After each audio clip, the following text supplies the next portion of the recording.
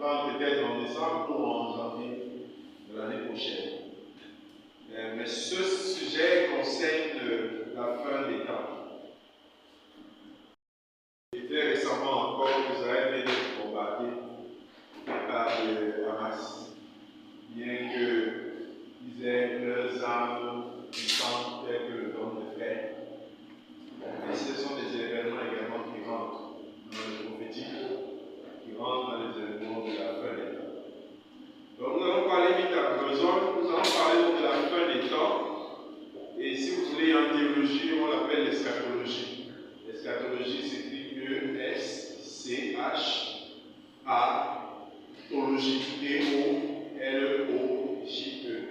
L'eschatologie, c'est-à-dire l'étude de la fin des temps. Amen. Donc ça, l'eschatologie, si vous voulez en théologie, c'est comme ça. Depuis nous, on va dire l'étude de la fin des temps. Amen. Amen. Le sujet semble ne pas vous intéresser, celui qu'on a jugé d'après au niveau de la mer. On n'est pas la fin des temps, n'est-ce pas? Mais c'est important de l'étudier parce que je pense qu'on a une fausse compréhension.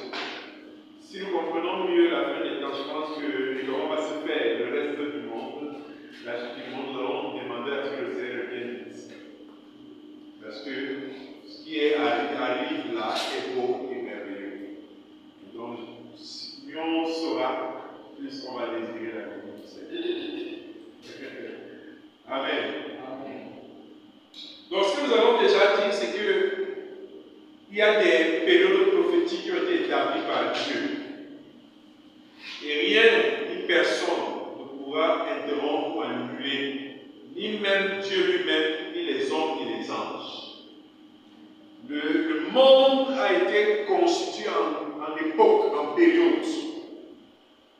Donc rien dans le monde ne surprend Dieu, parce que toutes choses ont été arrêtées de sa main.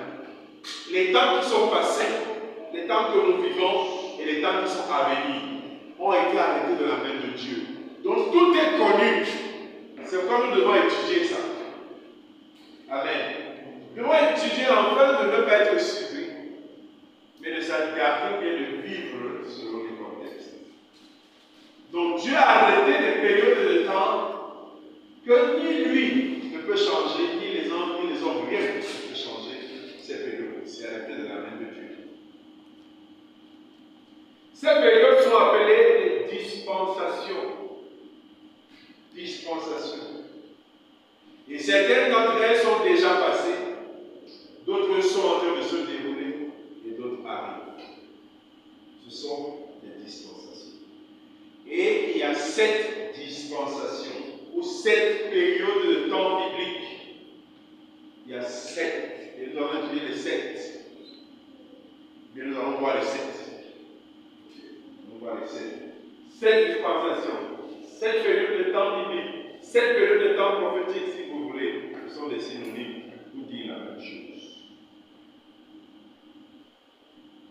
Donc, je ne vais pas les citer de manière ordonnée, comme ça, mais je vais citer rapidement. Mais il y a les courtes périodes, donc je ne vais pas citer les 7 dispensations de manière exacte, mais on pourra les étudier de manière progressive chacune. On pourra parler de l'enlèvement de l'Église au cours de cette étude. On pourra parler de la transformation des vivants. On pourra parler de la résurrection des morts. On pourra parler de la réunion avec Christ.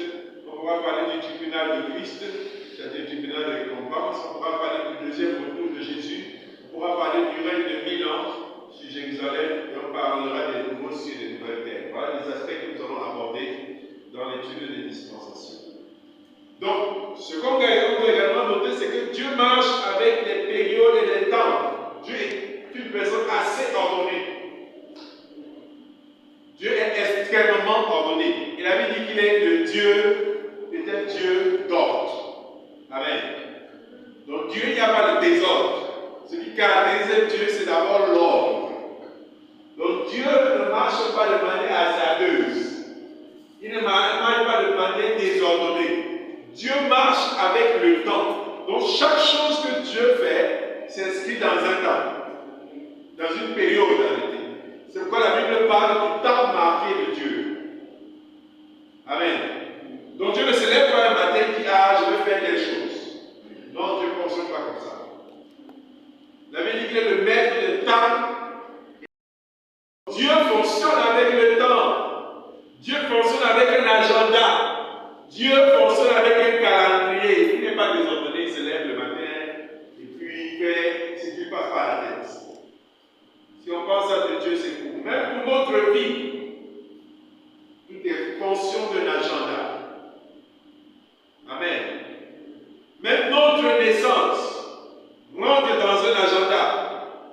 Même notre appel au Seigneur rentre dans un agenda. Même notre rôle à jouer dans l'agenda de Dieu rentre dans l'agenda. Amen. Même le fait que nous nous levons pour faire quelque chose de précis à un moment donné rentre dans un agenda. Ce n'est pas fait de manière hasardeuse. Alléluia. Même les fois où nous rencontrons des gens dans une période précise rentrent dans un agenda.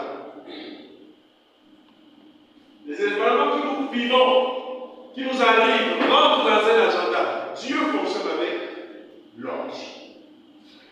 Amen. C'est pourquoi un enfant de Dieu ne dit pas qu'il y a de hasard.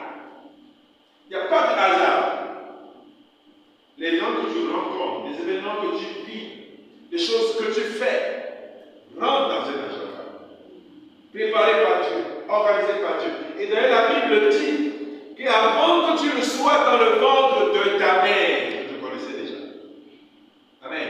Avant que tu n'aies été conçu, que tu étais formé comme une masse dans le ventre d'une femme, Dieu te connaissait déjà.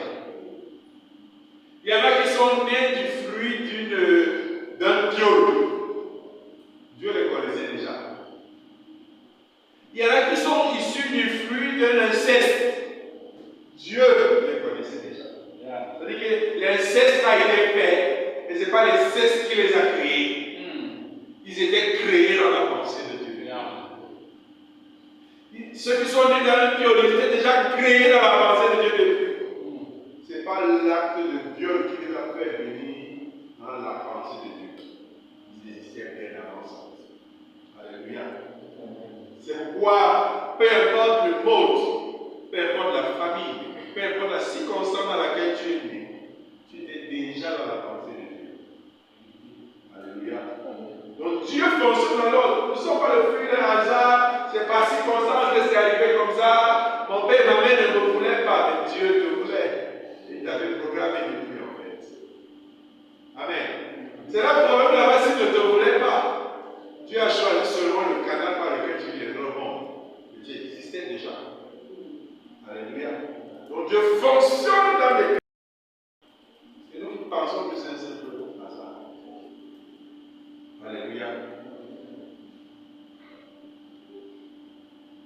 Alors, cette dispensation, bien ces périodes de temps sont des moments où Dieu fait des alliances avec un ou plusieurs hommes.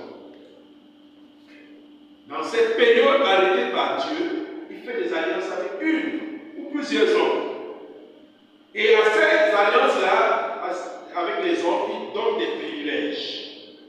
Amen. Il donne des privilèges à ces gens avec qui il fait des alliances pour une période précise. C'est comme toi, Dieu a décidé de faire avec toi une alliance à cette période de la vie. Parce qu'il veut faire quelque chose avec toi. Il y a des choses qu'il attend de toi, il y a des privilèges qu'il te donne également. Donc tu n'es pas venu au Seigneur par hasard.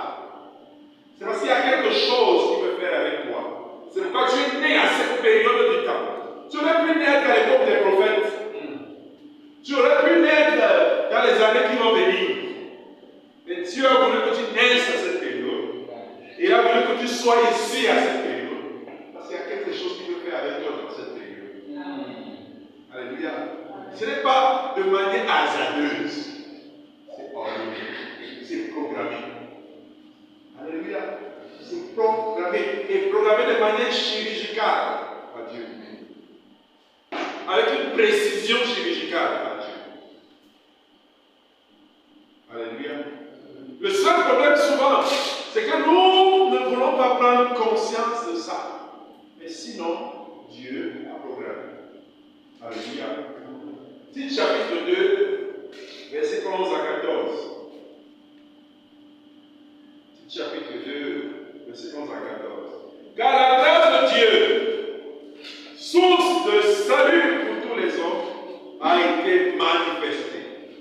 Elle nous enseigne à renoncer à l'impiété, au convoitisme mondain, à vivre dans le siècle présent, selon la sagesse, la justice et la piété, en attendant la bienheureuse espérance et la manifestation de la gloire du grand Dieu et de notre Sauveur Jésus-Christ, qui s'est donné lui-même pour nous, afin de nous racheter de toute iniquité et de se faire un peuple qui lui appartient, purifié par lui et zélé pour les bonnes œuvres. Amen. Fais attention aux choses que le Saint-Esprit te pousse à faire. Fais attention aux choses dont Dieu te met le fardeau. Parce que ce n'est pas une question de je veux. C'est une question que c'est que Dieu m'a suscité pour faire ça. Alléluia. Dieu m'a suscité pour faire ça.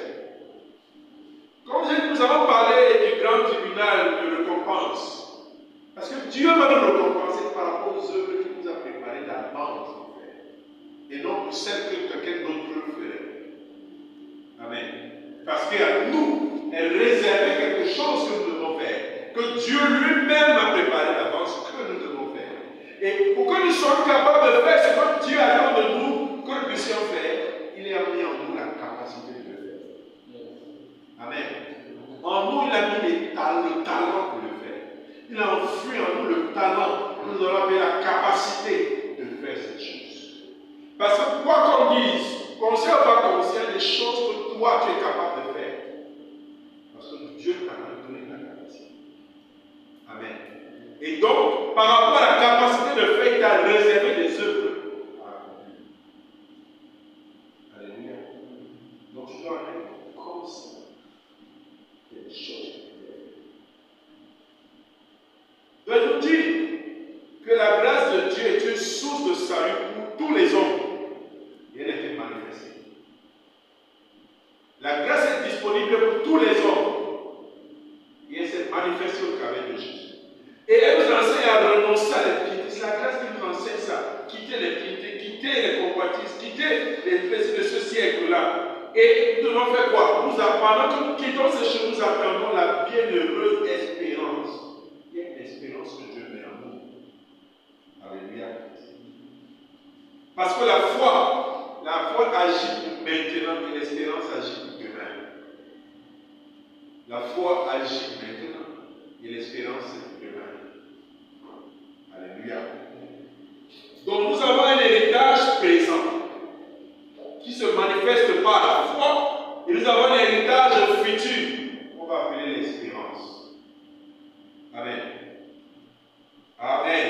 Amen. L'héritage présent nous a été octroyé et est dans notre compte bancaire céleste depuis le jour où nous sommes devenus enfants de Dieu. Depuis le jour que nous avons accepté Jésus-Christ, nous avons accès à l'héritage par la foi. Amen. Nous avons deux styles d'héritage. L'héritage présent qui nous est donné le jour que nous devenons enfants de Dieu. Nous entrons dans l'héritage. Nous possédons ça. Par exemple, un des héritages, c'est le Saint-Esprit que Dieu nous donne. Les dons de l'Esprit que Dieu nous donne. C'est l'héritage présent. Amen. Parce que je suis devenu enfant de Dieu et en colis. C'est pas comme quand tu rentres dans les forces armées. Quand quelqu'un te fait un package, une dotation. Amen. On te fait une dotation du matériel. Bien quand tu recrutes dans une entreprise, on te donne une dotation. Chez nous, par exemple, quand on recrute un délégué médical, dans son package, il doit être un ordinateur, un laptop, écouteur, une tablette, une voiture, une carte pour carburant, l'assurance maladie, et un salaire. Voilà son package. Pour travailler, produire,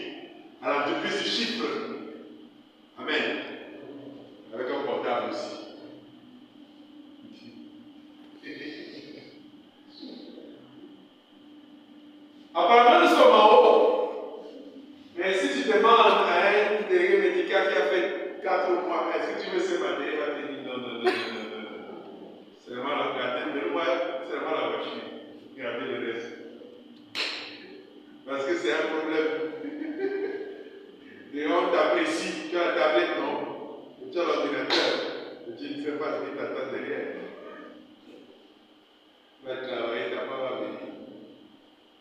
Surtout la tablette, si tu demandes un intérêt, qu'est-ce que tu veux qu'on t'enlève, va dire la tablette. Parce que ce qu'il y a derrière là, il y a un travail fou derrière.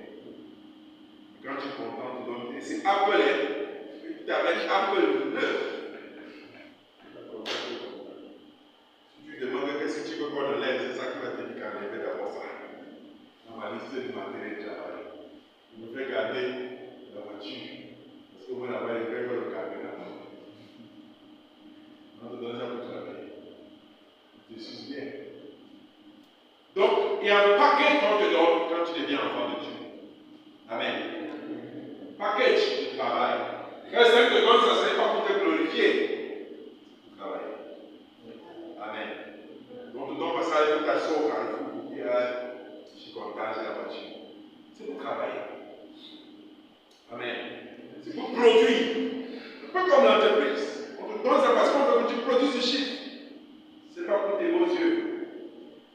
On te fait la chose dans un confort.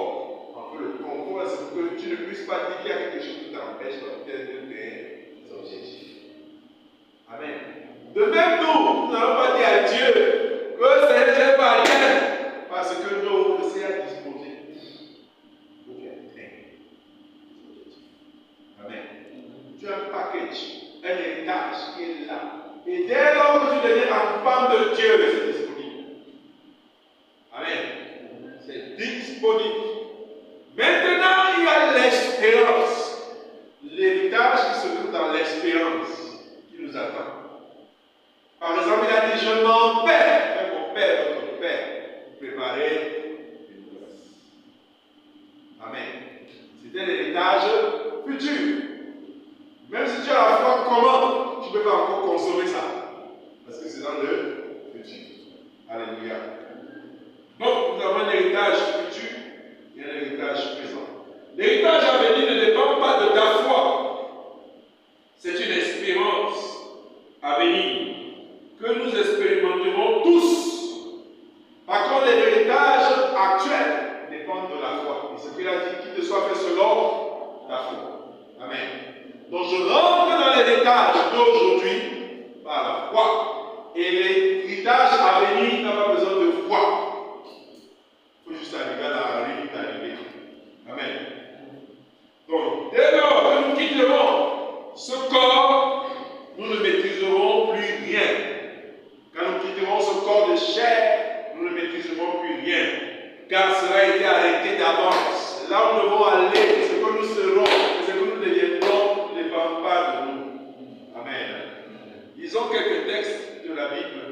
Vous savez, on coupe alors.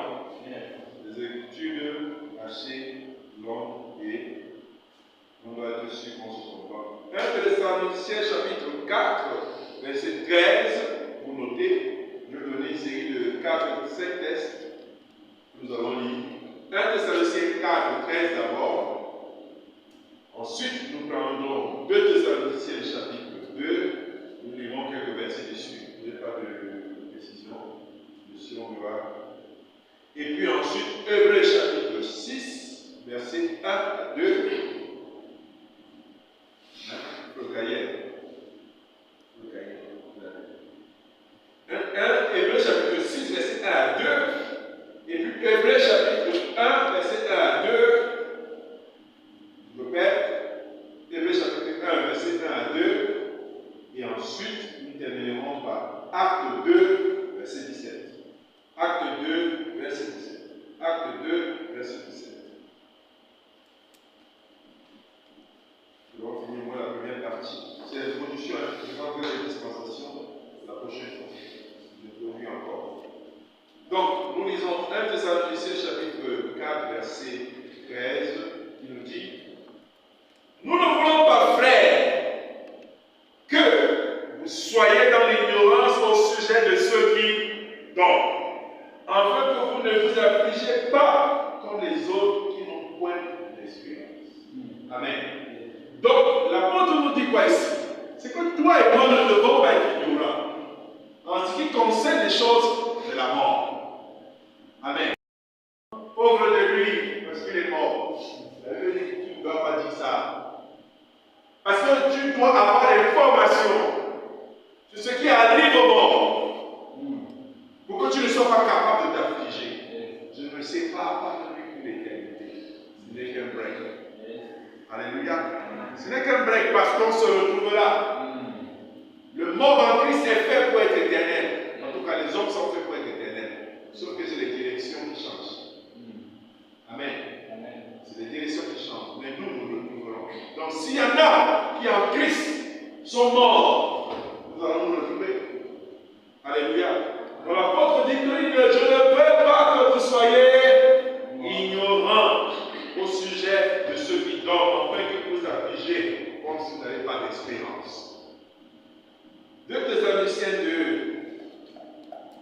On va voir ce qu'il nous réserve là-bas. Pour ce qui concerne l'enlèvement de notre Seigneur Jésus-Christ et notre réunion avec lui, nous vous prions, frères, de ne pas vous laisser facilement ébranler dans votre bon sens et de ne pas vous laisser troubler, soit par quelques inspirations, soit par quelques paroles, ou par quelques lettres, comme dirait venir de nous, comme si le jour du Seigneur était déjà là. Amen. Il souhaite que nous ne soyons pas perturbés en disant, oh, le Seigneur Jésus est arrivé. Est-ce que vous savez qu'il y a des gens qui disent l'enlèvement est déjà eu.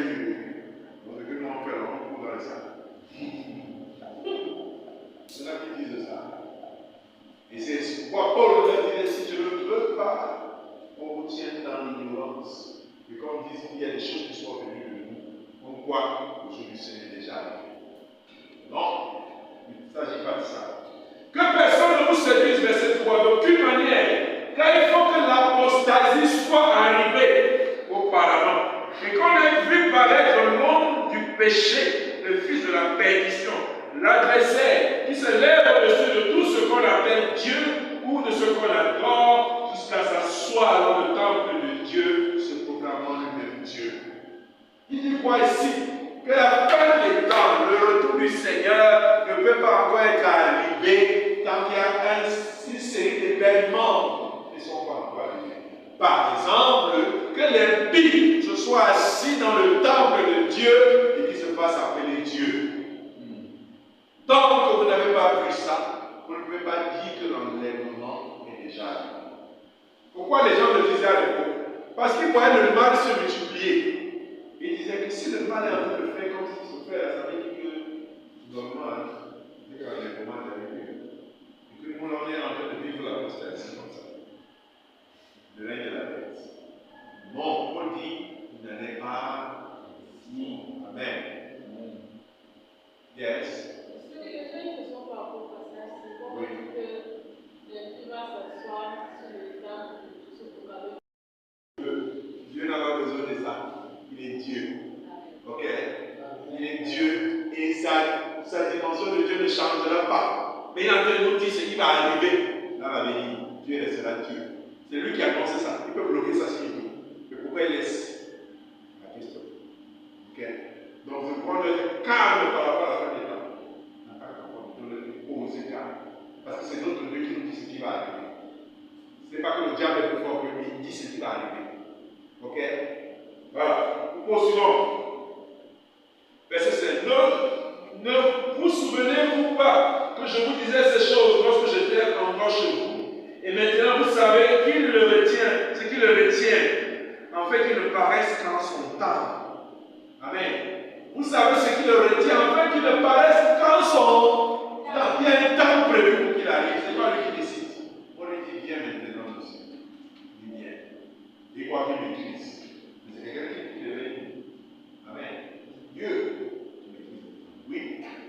Et comme il dit, nous savons ce qui le retient. On arrive, on continue la lecture, tu verras la réponse. Peut-être ici, bien je vais te dire après. Vous savez ce qui le retient? Le verset 5. Non, verset 6. Car le mystère de l'iniquité agit déjà. Le mystère de l'iniquité agit déjà. Il faut seulement que celui qui le retient ait disparu. Et alors, par l'éclat de pire, que le Seigneur Jésus détruira par le souffle de sa bouche et qu'il anéantira par l'éclat de son âme. L'apparition de cet esprit se fera par la puissance de Satan, avec toutes sortes de miracles, des signes et de prodiges inchangés, et avec toute la séduction de l'iniquité pour ceux qui périssent, parce qu'ils n'ont pas reçu l'amour de la vérité pour être sauvés. Aussi, Dieu leur envoie une puissance d'égarement pour qu'ils croient au mensonge, afin que ceux qui n'ont pas cru à la vérité, mais qui ont pris plaisir à l'injustice, soient condamnés.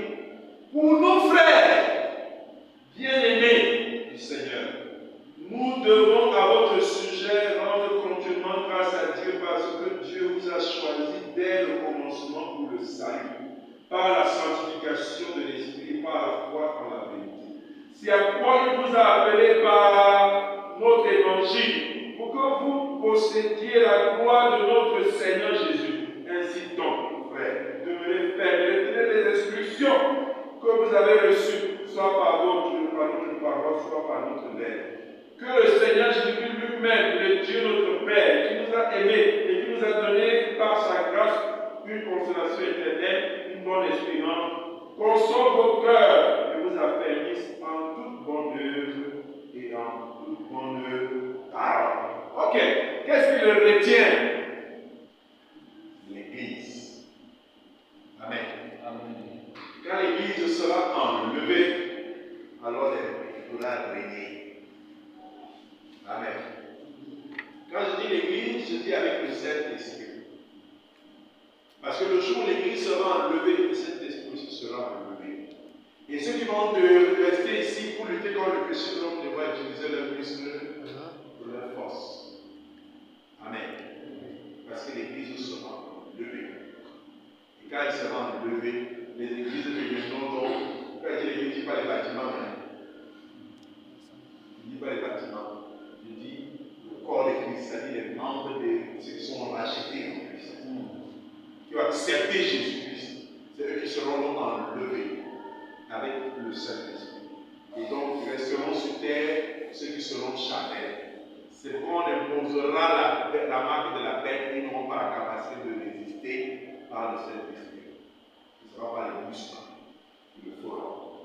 Et donc, les églises deviendront des temples de Satan. Parce qu'il n'y aura plus le Saint-Esprit de Dieu. Ce sera le sang-sacré. Oui. Si on avait dit que l'église sera les pas de Saint-Esprit, oui. et que ceux qui vont rester dans le radical de l'échelle. Dans la parole, on dit que certains vont lutter et qui seront sauvés, vont persévérer, vont lutter. Comment quelqu'un fait pour lutter contre le fait de connaissance du Saint-Esprit à la vie? Justement, c'est difficile. Ce sera comme le païen qui est dehors, qui n'a pas Jésus, mais qui ne pêche pas. Il y en a qui n'ont pas Jésus dehors, mais il a la bonne moralité, il décide de ne pas pécher. Il sait que ça c'est mal, ça c'est bien. Ok. Donc, il faut savoir que le Saint-Esprit n'est venu à proportion que le jour de la Pentecôte. Avant la Pentecôte, le Saint-Esprit n'était pas répandu sur tous les hommes. Donc, du coup, les hommes vivaient sous le prisme de la conscience. Ok? C'est leur conscience qui les disait c'est mal, c'est bien. Nous allons voir ça tout à l'heure dans les prochains enseignements. La dispensation de la conscience, on va expliquer tout ça. Parce que la dispensation du Saint-Esprit arrive à un moment précis. Avant ça, le Saint-Esprit n'habitait que momentanément certains hommes qu'on appelait les prophètes. Il venait en eux, il agissait et il repartait.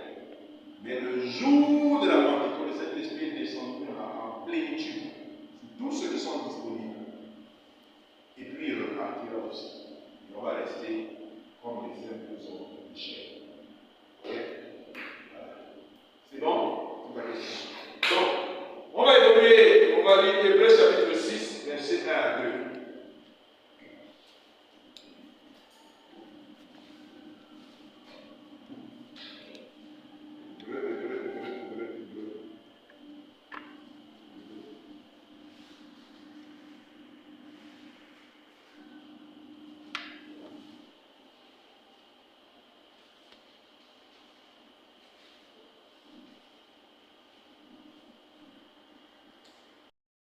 Verset 1 à 2. C'est pourquoi, laissant les éléments de la parole de Christ, tendons à ce qui est parfait, sans poser de nouveau le fondement du commencement au jugement, et de la foi en Dieu, de la doctrine des baptêmes, de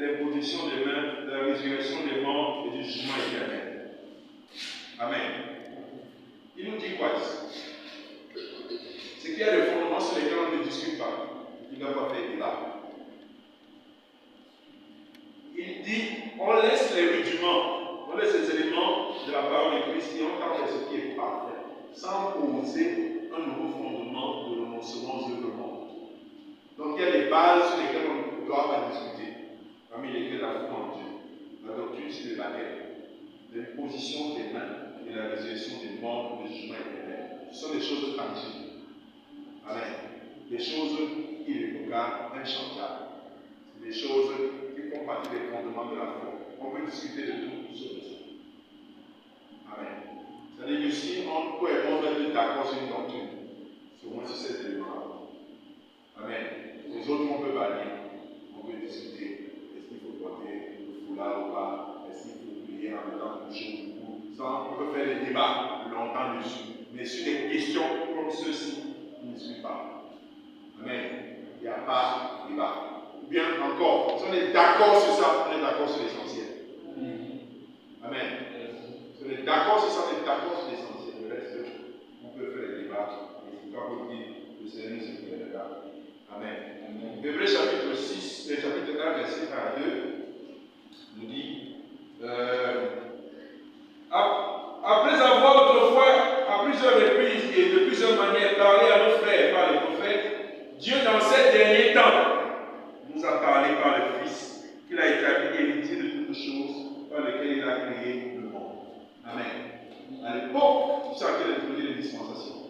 À l'époque, dans le temps, Dieu avait choisi de nous parler par les prophètes. Maintenant, Dieu a choisi de nous parler par qui? Par son Fils.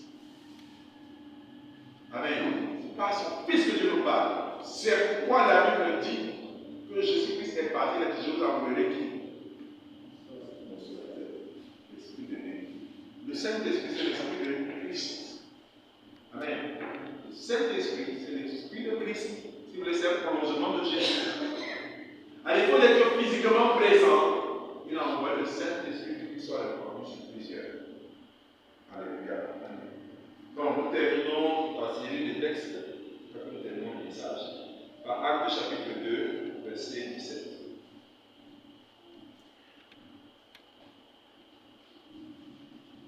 Actes 2, verset 17, nous dit: dans les derniers jours, dit Dieu, je répandrai de mon esprit sur toute chair. Vos fils et vos filles prophétiseront, vos jeunes gens auront des visions et vos vieillards des songes. Amen. Ça aussi, c'est un temps précis dans le contexte, dans le plan divin. C'est qu'il dit qu'à un moment dans la vie, il dit que Dieu est ordonné, il fonctionne avec les temps. Dans un temps, il avait choisi la conscience. Dans un autre temps, il avait choisi les prophètes. Dans un temps, il a choisi Jésus. Dans un temps, il a choisi le Saint-Esprit. Et ainsi de suite, ainsi de suite. Dieu est ordonné. Amen. Amen. Donc, dans les derniers jours, égale dispensation de l'Église ou de la grâce. Donc, à l'époque où nous sommes dans la dispensation de la grâce de l'Église. Amen. Dispensation qui est la période de temps de la grâce de l'Église. C'est un temps précis à côté de Dieu. Donc, on va encore parler de dispensation et nous ouvrons dans Éphésiens 3, 1 à 9. Éphésiens 3, 1 à 9. Éphésiens 3, 1 à 9.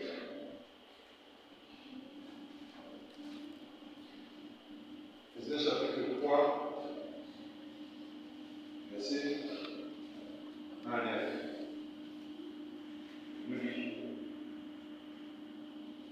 À cause de cela, moi, Paul, le prisonnier de Christ pour vous, païens, si du moins vous avez appris quelle est la dispensation, quelle est la dispensation de la grâce de Dieu qui m'a été donnée pour vous. C'est par révélation que j'ai une connaissance du mystère sur lequel je viens d'écrire en peu de mots. En le lisant, vous pouvez vous représenter l'intelligence que j'ai du mystère de Christ. Il n'a pas été manifesté au fil des hommes dans les autres générations. C'est-à-dire Jésus n'a pas été manifesté aux autres générations comme il a été révélé maintenant par l'Esprit aux saints apôtres et aux prophètes de Christ. Ce mystère, c'est que les païens sont cohéritiers, forment un même corps et participent à la même promesse en Jésus par l'Évangile. Amen. C'est-à-dire quoi j'explique en français simple. C'est que Dieu avait créé Israël, qui était son peuple, et de l'autre côté, il y avait les païens. Donc il y avait le peuple de Dieu et il y avait les païens. À cause, bien par le moyen de l'Évangile, Dieu a créé une nouvelle entité qu'on appelle l'Église. Donc païens, Israélites.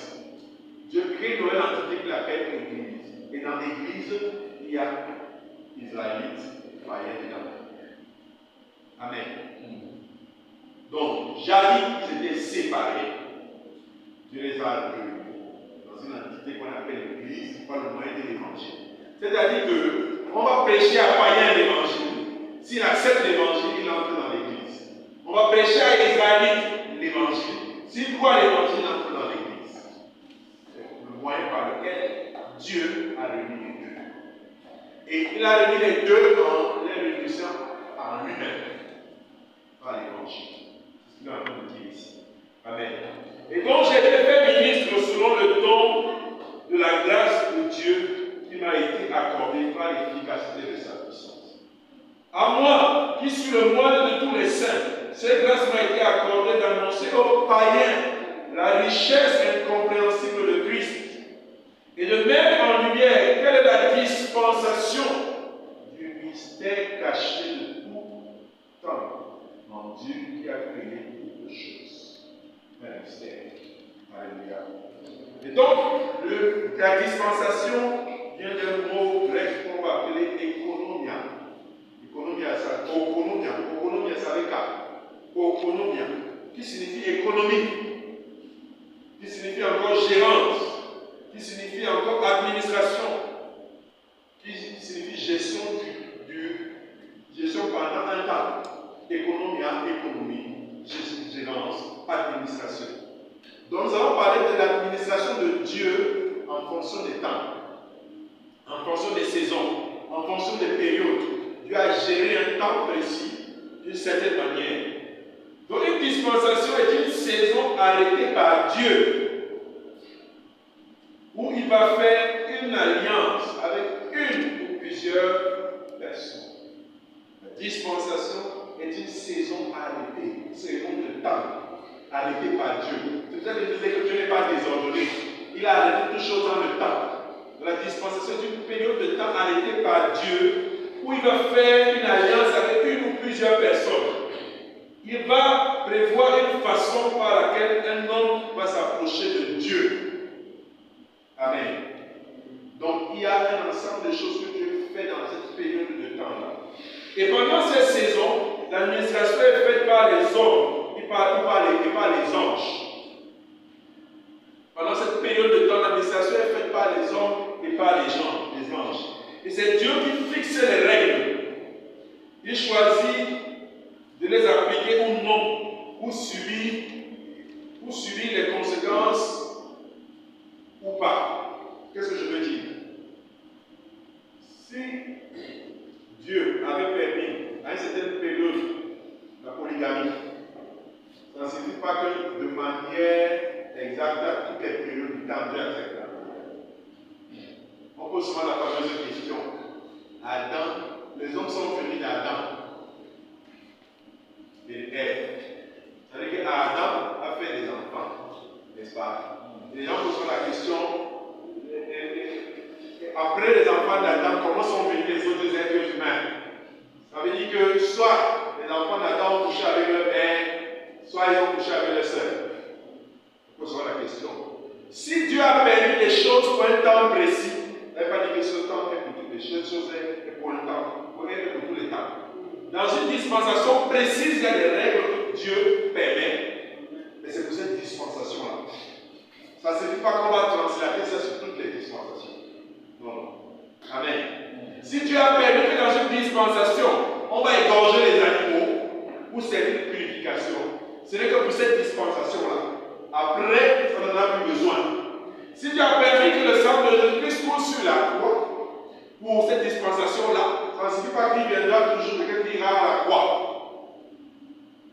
Dispensation, c'est une période de temps arrêtée, avec des règles précises pour cette période de temps qu'il faut observer. Nous devons avoir l'intelligence de savoir que Dieu a découpé le temps en dispensation. Et quelle façon de faire chaque période. Alléluia. Si il pouvait permettre qu'on avait plusieurs femmes dans le Nouveau Testament, il dit que celui qui le fait n'a pas de sacerdoce. Amen. Donc c'est bien arrêté, il n'y a pas de désordre là. Amen. Il n'y a pas de désordre.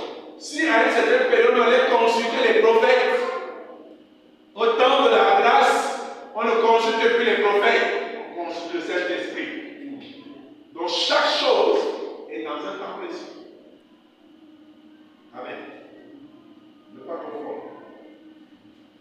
Donc, je m'arrête là ce soir en vous annonçant que nous allons voir donc cette dispensation. La première que nous verrons la prochaine fois, que nous allons étudier le midi, c'est la dispensation de l'innocence. Donc, je m'arrête là ce soir, je le verrai pour le deuxième point. Amen.